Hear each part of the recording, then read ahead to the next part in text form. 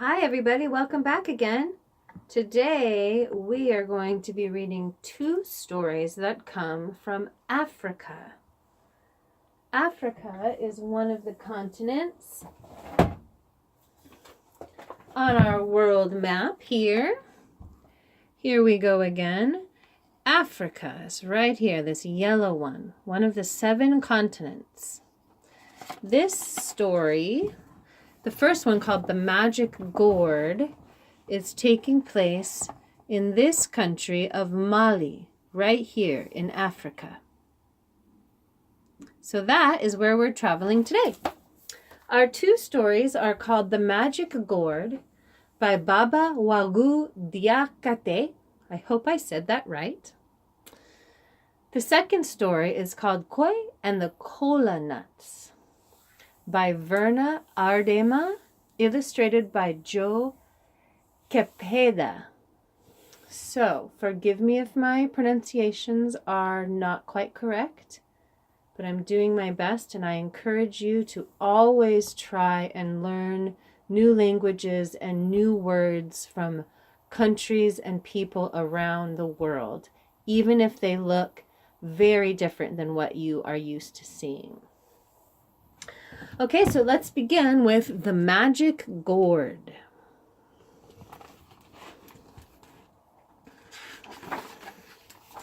By Baba Wague Diakite.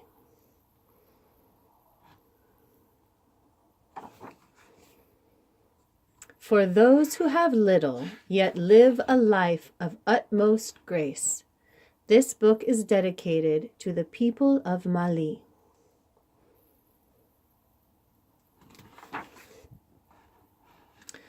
It all began when the sun refused to allow the clouds to gather, and there was no rain. First came drought, then came famine. Everyone was hungry, and it was then that Brother Rabbit wandered around the parched countryside, searching for wild roots to feed his starving family. As he walked, he sang, Fieku, fieku, warasa kunte. Luck will come, life will be good.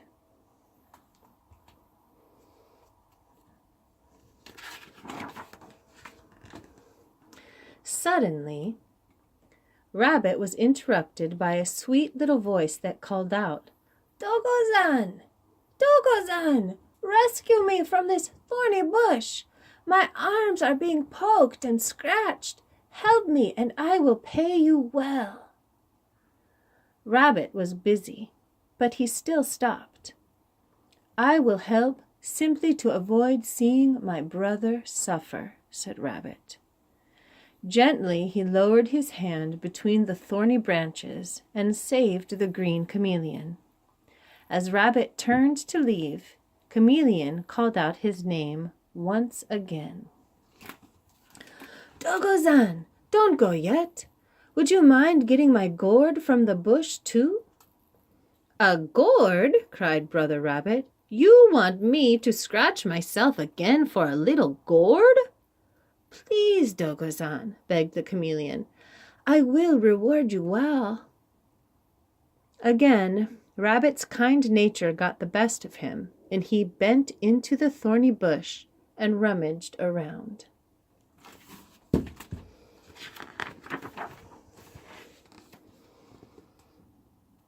Rabbit brought out a beautifully decorated gourd and handed it to Chameleon. But Chameleon just said, Keep it. It's your reward. It's just an empty gourd, Rabbit cried. It's not just an empty gourd, Chameleon replied. It's magic. Ikote, cried Rabbit. A magic gourd? Oh, yes, said Chameleon. Watch this. Magic gourd, fill yourself up with insects. Brother Rabbit watched in amazement as Chameleon licked up a bowl full of insects. Why are you giving me such a valuable gift? Rabbit asked. You were kind to me, Brother Rabbit, Chameleon said. Besides, I have my own secret for catching insects. And he quickly unrolled his long tongue for Rabbit to admire. Rabbit, thanking Brother Chameleon, and rushed home with his gourd.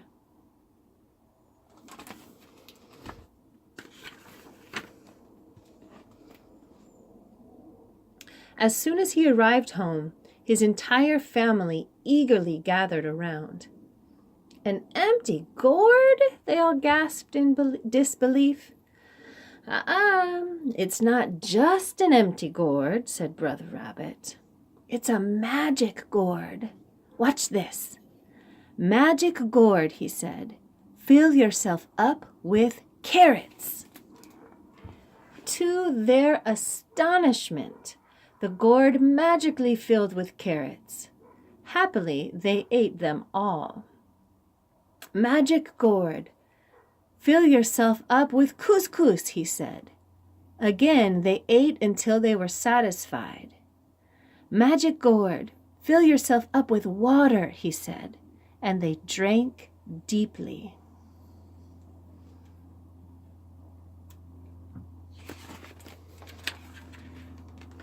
From that day on, Brother Rabbit's family drank and ate well. But as much as they wanted to keep the magic gourd a family secret, they also could not sit and watch friends and neighbors suffer. So they invited them to share their meals every day. And this is how word floated around from one to the other, until it came to the house of Mansajugu, the greedy king.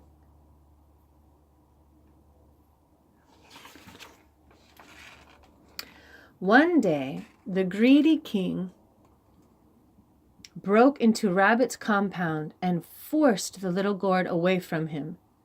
Now, with the magic gourd in his possession, Mansajugu sat day and night commanding the little gourd to fill and refill with more and more gold.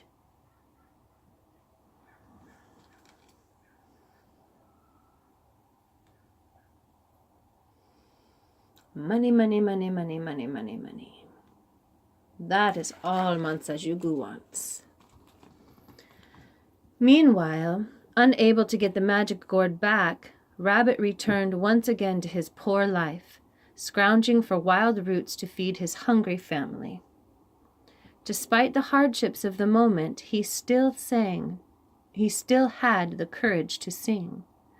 Fieku, warasa kunte. Luck will come, life will be good. One day, while hunting for roots, Rabbit heard his name being called again. Dogozan! Dogozan! Recognizing the sweet little voice, he turned and looked in all directions.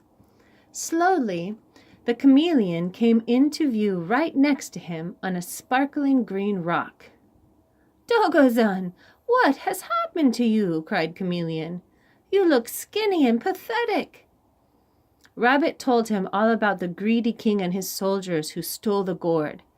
Again, Brother Chameleon offered a gift to Brother Rabbit. This time, it was a beautiful crystal rock that he had been standing on.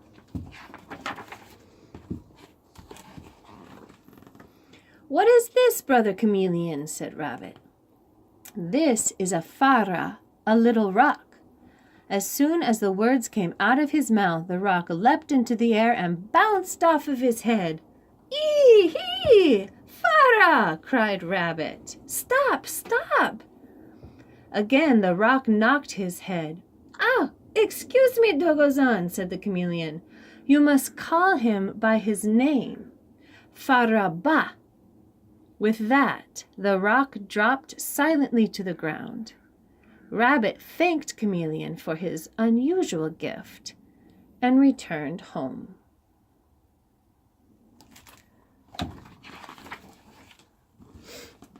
The next day, Brother Rabbit rolled the rock in a fresh shiu leaf and walked to the king's palace. "I have brought you a mysterious gift, Your Majesty," said Brother Rabbit.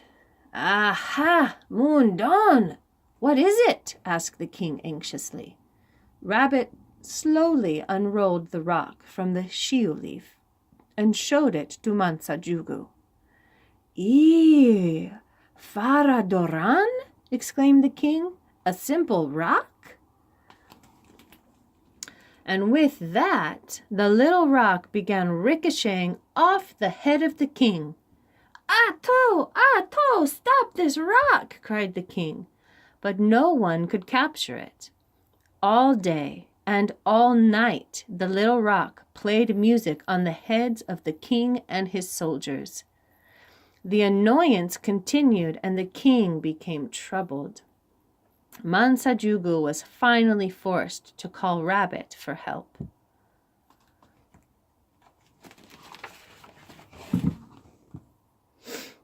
Cleverly, Brother Rabbit demanded that his little gourd be returned first. "You may take all the gold, but leave me the gourd," said the greedy king. "But the gourd was a gift to me," replied Rabbit. "Then take all of my food from my royal storage bins, but leave me the gourd," cried the annoyed king. "Idu suda, let us bargain," countered Rabbit. "My little gourd is my prize." The king angrily shouted, "Uta! Uta! Take it all! Take the gold, the food, and the little gourd!" Rabbit took the gourd, but he left the gold and the food behind. And before he turned to flee, he shouted, "Faraba!" Calmly, the little rock dropped into Rabbit's hand.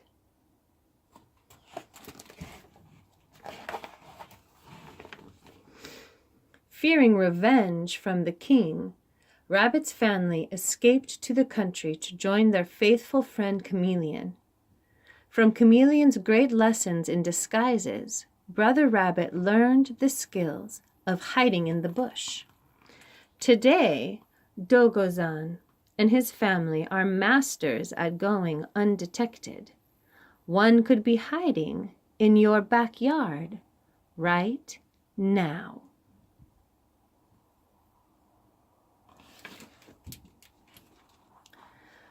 Mansajugu, the greedy king, and his soldiers felt embarrassed by their defeat at the hand of Rabbit and a small rock.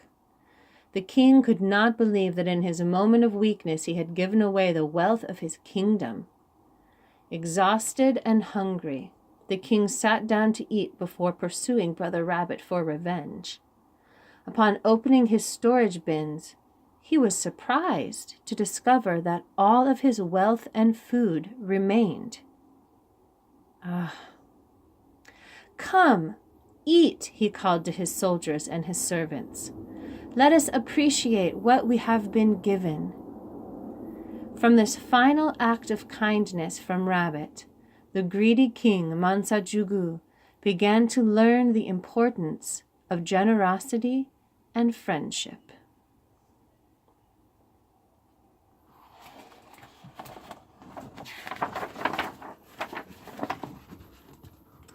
As for Rabbit and the Chameleon, they have always understood that loyal friendships are the true treasures that make one rich. And for their many good deeds, all sang a song of praise to Rabbit and Chameleon.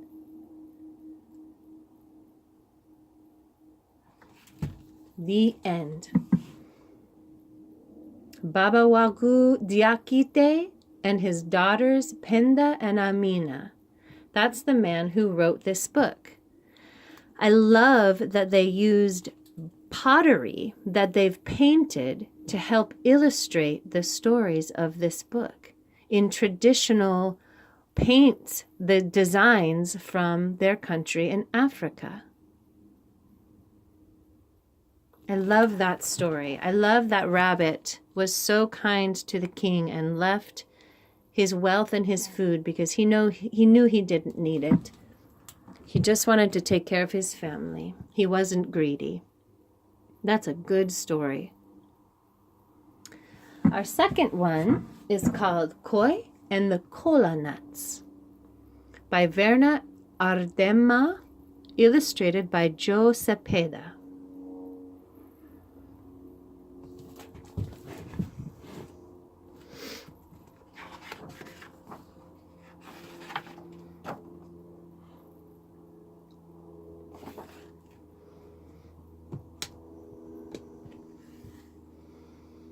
So oftentimes in these books that have different languages that we're not used to reading, they'll have a glossary which will give the words and then ways to pronounce them.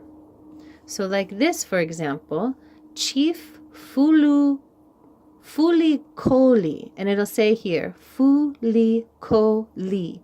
It tells you how to pronounce it. Chief Ogumefu. Ogumefu. Kinja. Koi. Kola nuts. Liberia. Pretty cool, right? That's a good way to start learning some new words. One day in a village in Liberia, the headman, Chief Ogofimu, died. After the funeral ceremonies, an old wise man came to divide the royal possessions. To each of the 3 oldest sons, he counted out so many sheep, so many cows, and so many tusks of ivory. But Koi, the youngest, was still on his way home from hunting, so he got nothing. He arrived only in time to see his brothers hurrying off with their animals and ivory.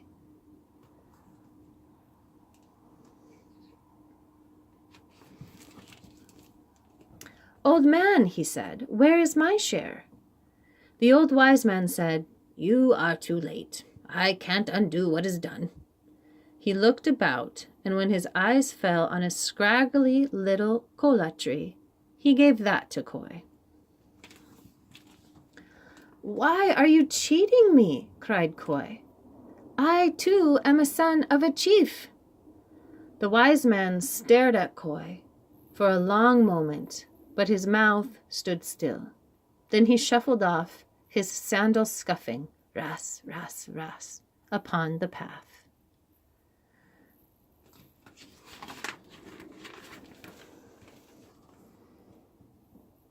Koi sat down to ponder his plight, but soon he jumped up, saying, "What sitting won't solve, travel will. There's a whole world out there, and I'm going to explore it." He picked the kola nuts from his tree, wrapped them in a mat, tied the mat in a kinja, and swung the load onto his back. Koi set out on a path that led north from the village. He had not gone far when he met a little snake slithering, wasawasu, wasawasu, down the path. Now and then it would stop and gaze up into the trees. Koi asked, "What are you looking for, my friend?" "A kola tree," said the snake. "My mother is ill and she needs kola medicine." Koi said, "I can give you a kola nut." And he reached back into his kinja and pulled one right out. "Thank you," said the snake. "I hope that someday I can repay you." And he wriggled away. Koi went on and on. Before long, he met an army of ants, marching 4 abreast in an endless column. The ant leader called in a tiny voice, "Mister, do you know where we can find a kola tree? We ate the nuts in the forest devil's basket, and if we don't replace them quick, he will squash us all." "How many do you need, little one?" asked Koi. "As many as all his fingers and his toes." The ant counted its own feet and said, 6. "But the forest devil isn't an ant," Koi said. "He's a man." He gave the ants 10 nuts for his fingers and 10 for his toes. "Thank you," they cried, and they trudged off with their heavy load, panting, "Ugh, ugh, ugh, ugh."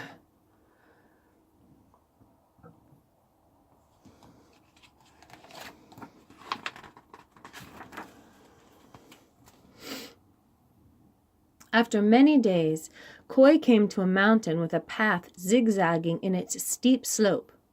"Oh," he groaned. "I don't want to climb that. But if I don't, I'll never know what's on the other side." To gain strength, he lay down under a tree to nap. Presently, Koi was awakened by sobbing. "Whoa! Whoa!" He looked around and saw a crusty old crocodile collapsed near the path, and his tears were making small puddles in the sand. "Oh, poor crocodile!" cried Koi. "What terrible troubles has caught you?" "I ate the rainmaker's dog," the crocodile replied.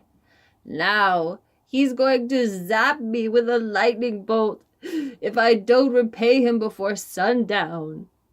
Then he added sadly, "If I had known whose dog it was, I would have eaten someone else's."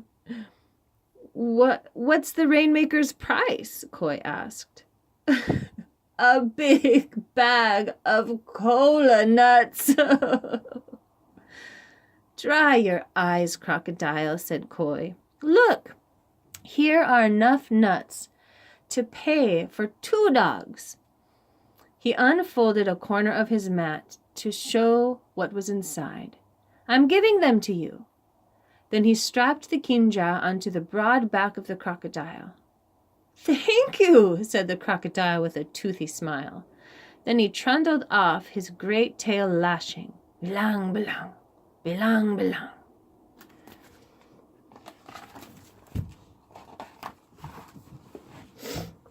Happy to be relieved of his burden, Koi jauntily climbed up and over the mountain. Farther on, he came to a village. A guard at the gate stopped him. "Who enters the domain of Chief Fulukoli?" he asked. Koi was still wearing his shabby hunting garb and was covered with dust from the trail. Still, he stood tall and he said, "I am Koi, a son of the great chief Ugumifu." The guard studied him. "You talk big for a beggar," he said, but he went to fetch the chief. "I suppose you are here to try and win my beautiful daughter and half of my chiefdom?" Chief Fulikoli said gruffly, for suitors had been coming from far and near. Koi raised his eyebrows in surprise. He felt as though a ripe plum had fallen into his basket. "Indeed I have," he answered. "To obtain that prize, you will have to earn it," said the chief.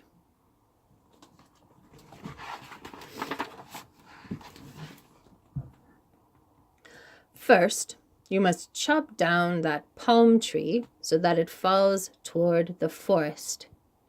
And he pointed to a tree that leaned sharply towards the village. Koi shuddered when he saw it, but all he said was, "I will try." So an axe was given to Koi, and he was left alone. Soon Koi heard a familiar sound. Wasawusu, wasawusu. There, coming towards him, was the snake whom he had helped. "I've tracked you a long way," the snake said. "The kola nuts cured my mother, and she sends her thanks." "How kind of you to come and tell me," Koi said. "But now I have a problem. See that palm tree? I must chop it down so that it falls toward the forest." "That's not possible," exclaimed the snake. "It leans the wrong way." "I know," said Koi. "I'll get my uncles," said the python. "Oh, I'll get my uncles, the pythons," the snake said. "Maybe they can help."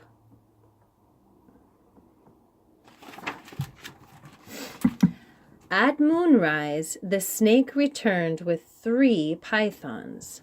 The huge snakes wrapped their necks around the palm and their tails around a nearby mango tree.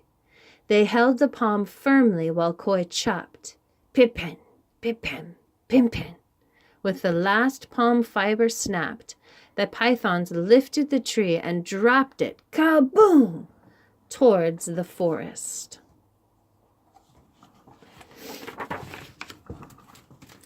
The next morning, Chief Fulikoli saw the fallen palm tree with Koi standing proudly beside it. "Young man," he said, "you have done well so far. But we have another challenge for you. We have scattered a big basket of rice over a field. You must pick up every grain in the dark of night."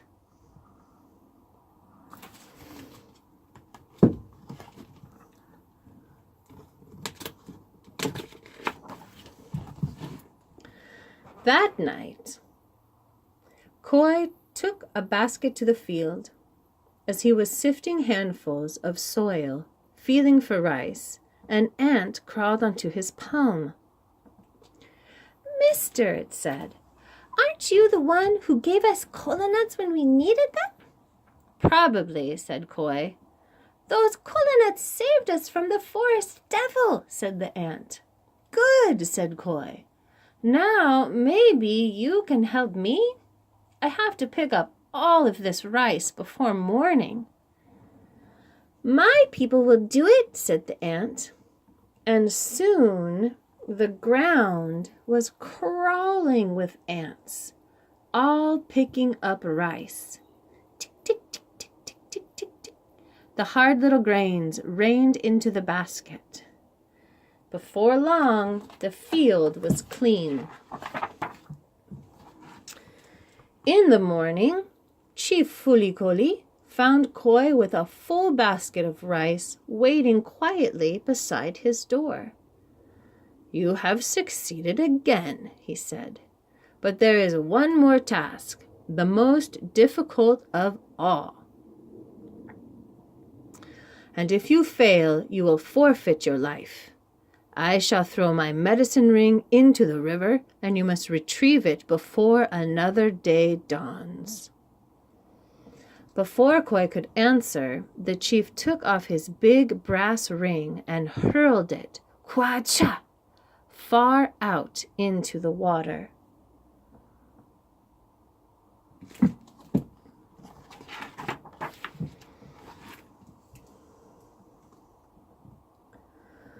As the chief was leaving, Koi called after him, I can't even swim."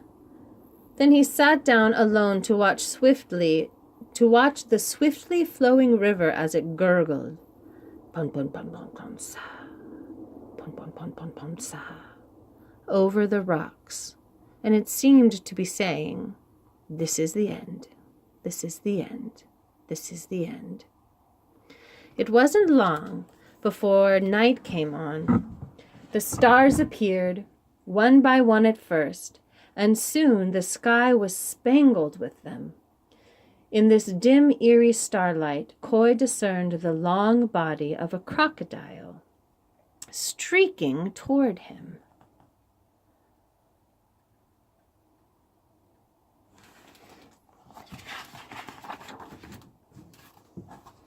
The crocodile grinned at Koi and said, "Remember me?" "Oh, yes," said Koi, "but now I need your help. The chief of this land threw his medicine ring into the river, and I have to retrieve it by sunup, or I shall be killed." The crocodile said, "You saved my life. Now it's my turn to save yours." All night the great beast worked, raking the river bottom, surfacing only to breathe. As the sun peeped above the horizon, he came up, waving the ring in one of his claws.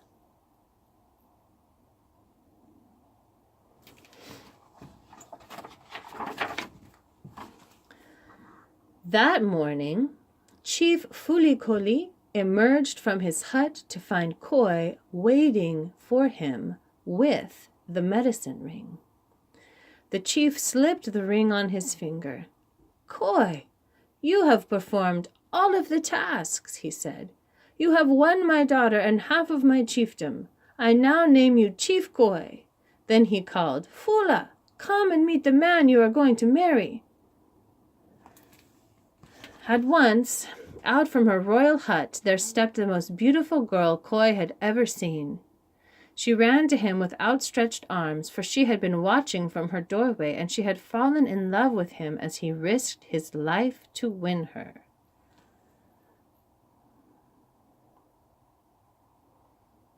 Well, that's fortunate for a girl with no choice. It was a grand wedding. During the feasting, Chief Koi said to himself, "Now I know it to be true. Do good, and good will come back to you in full measure and overflowing." And he became a wise king who listened to the needs of his people. The end. It's true. When you help others, wonderful things happen as your kindness flows out into the world. Thank you for going to Africa with me today for our 2 stories. I hope that I get to see you again and we'll read some more. Have a lovely day, and thanks for coming by. We'll see you again.